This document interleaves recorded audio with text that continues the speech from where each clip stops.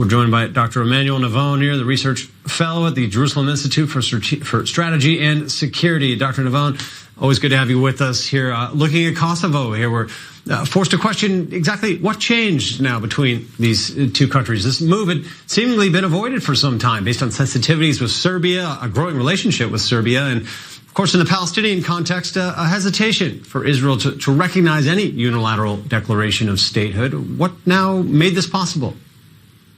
So historically, Israel refrained from recognizing the independence of Kosovo for two main reasons. The first reason was that Israel did not want to encourage a precedent that might have been followed by the Palestinian Authority with a unilateral declaration of independence recognized by the international community. And the second reason is that Israel did not want to complicate its relation with Russia. As we know, Russia is a supporter of Serbia and opposed as well the independence of Kosovo. What happened in recent years is that the Trump administration put pressure on both Israel and Kosovo to add Kosovo to the list of Muslim countries recognizing Israel. And the benefit for Israel, of course, is that we have for the first time mostly Muslim country opening its embassy in Jerusalem. That seems to be maybe the big carrot that brought Israel into this. I mean, you mentioned Russia now. Was it deemed in Israeli diplomatic calculation here that there was simply more to gain than lose with this move now, with the Jerusalem embassy being involved? Well, I think that under the last days of the Trump administration, as I said, there was pressure on Israel to go ahead with this deal. Historically, Israel's foreign ministry was lukewarm about recognizing Kosovo for the two reasons I mentioned before. But I think that the fact that a mostly Muslim country is going to open an embassy in Jerusalem is also a major benefit. And it's also very symbolic because this is a first. It's the first time that a Muslim-dominated country is going to open an embassy in Jerusalem.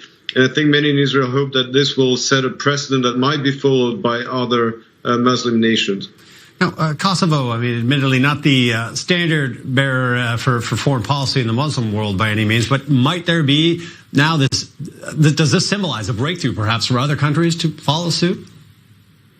I think, first of all, it's really setting a precedent, the same way that we've had in the past few months normalization agreements between Israel and Arab countries, despite the absence of progress in the Israeli-Palestinian peace process. So here also, I think the fact that now it's a Muslim or mostly Muslim country opening an embassy in Jerusalem is definitely going to break a taboo and possibly open the possibility of normalization between Muslim countries and Israel. That those Muslim countries might not necessarily move their embassies to Jerusalem, but there have been talks about normalization between Israel and Indonesia, the largest Muslim country in the world, possibly Pakistan as well. There was talk about it in the last days of the Trump administration, and hopefully this will happen also under the Biden administration. Thanks for being with us, Dr. Emmanuel Navon.